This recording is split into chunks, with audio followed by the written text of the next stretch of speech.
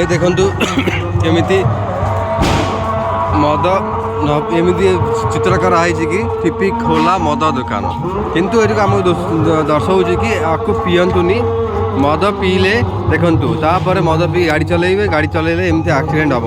ଦେଖନ୍ତୁ ଆକ୍ସିଡେଣ୍ଟ ହେଲା ପରେ ଆପଣଙ୍କର ଡେଥ୍ ହେଇଯିବ, ମରିଯିବେ ଆପଣ ହେଲା। ସେଇଥିପାଇଁ ଆକୁ ବହିଷ୍କାର କରନ୍ତୁ, ମଦ ପିଅନ୍ତୁ ନାହିଁ। ସେ ଆମକୁ ସୂଚନା ଦେଉଛି ହେଲା।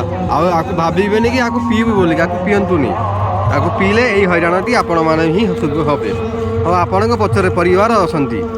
ଦେଖନ୍ତୁ ଏଠି ଗୋଟେ ଆସିଗଲା, ଇଏ କେସ୍ ହେଉଛି କି ଯେଉଁ ଆମର କଲିକତାରେ ଯେଉଁ କେସ୍ ହେଇଥିଲା, ଯେଉଁ ଡାକ୍ତର ଆମ ଜୀବନକୁ ବଞ୍ଚାନ୍ତି, ସେଇ ଡାକ୍ତରାଣୀଙ୍କ ସହିତ ଏମିତି ଖରାପ ବ୍ୟବହାର କରିଥିଲେ କିଛି ଲୋକ, ତାଙ୍କୁ ଲାଷ୍ଟରେ ଅପରାଧୀ ଭାବରେ ଜେଲକୁ ପଠାଗଲା।